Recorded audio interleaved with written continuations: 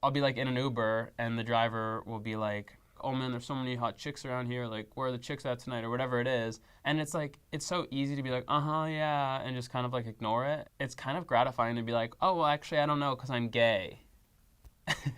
Where are the dudes? I'm Gus Kenworthy, and I'm a gay man. I probably first knew that I was gay when I was about 5 years old, but I didn't even understand what that meant at all. I just knew that something was different about me than my brothers, and because I was afraid of being different, that became my secret. And I think that when I was 14 or so, I really actually tuned into what that meant and understood who I was, but I wasn't ready to accept it at all.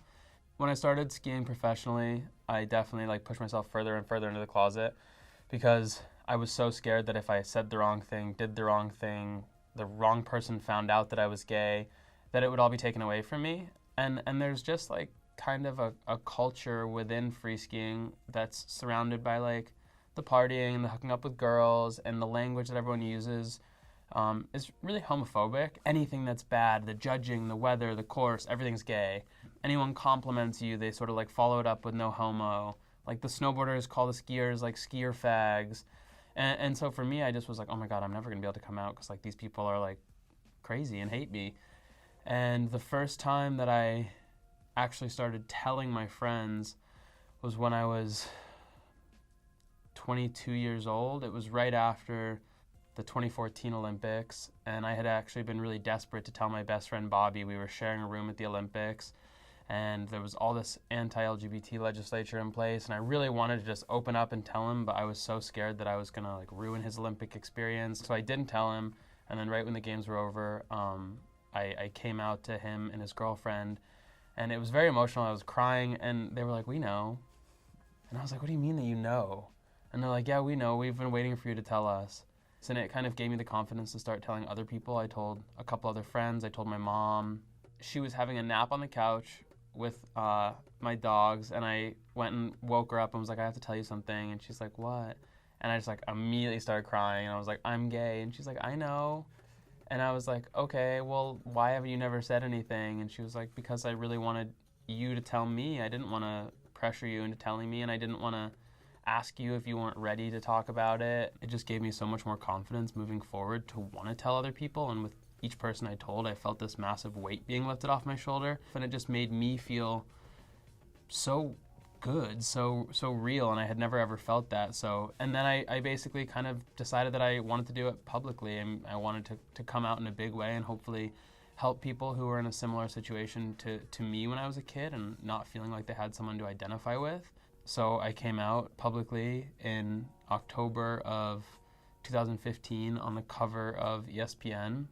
The day that I came out on the cover of ESPN, it was on SportsCenter and stuff, but one of the most impactful things that happened that whole morning was that a skier who had said some really horrible things to me in the past, jokingly, called me and just was like, I'm so sorry for anything I said, and I just feel so bad that I might have made your life harder for you. And it was actually really meaningful. It was the most meaningful thing that happened that whole day. Growing up, I dreamed of competing in the X Games, and on TV at the X Games, it always shows each athlete's girlfriend at the bottom, and the camera loves to cut to them and get their reaction while they're watching. And every year when I finally did make it to the X Games and I was competing there, they would come up during practice and say who's here? Is your girlfriend here? What's her name? And I was always like, oh no, I don't have a girlfriend. And meanwhile, my boyfriend was there and watching practice, and I wanted to be I don't have a girlfriend, but my boyfriend's name is Robin, and he's gonna be at the bottom. And I was just too scared to do that. And then our relationship ended when I was kind of actually coming out and publicly out. And then I met my boyfriend Matt, and we got to share that experience and have him be on TV. And he didn't even want to be, and I was like, no, you are. I've wanted this for a long time. You're on TV. And I got to have it, and it said Matt Wilkes, Gus's boyfriend, and it was amazing. It was a first for ESPN, and it was really cool. Yeah, and then this year at the Olympics, there was a kiss that was broadcast internationally and made a big wave, and it's so funny because it was the most insignificant kiss ever, and I didn't know that it was on camera, and if I had known, it would have been a way better kiss. But it was just this tiny, minute moment. But I'm so glad that it was being broadcast, because I think that as a young kid, I didn't really feel like I had anyone to look up to in sports, any out athletes that I could relate to. Having a kiss between two guys on TV at the Olympics would have changed the course of my life. I think I really would have like had my eyes opened and my heart opened and come to terms with myself a lot earlier. This photo is amazing. This is my first dog, Mac. My dad took me to get him when I was 11 years old. So this is actually probably pretty close to when I got him. And he was my best friend. I guess he was actually the first person that I told I was gay, because I remember whispering it to him and being like, don't tell anyone. Like, he didn't.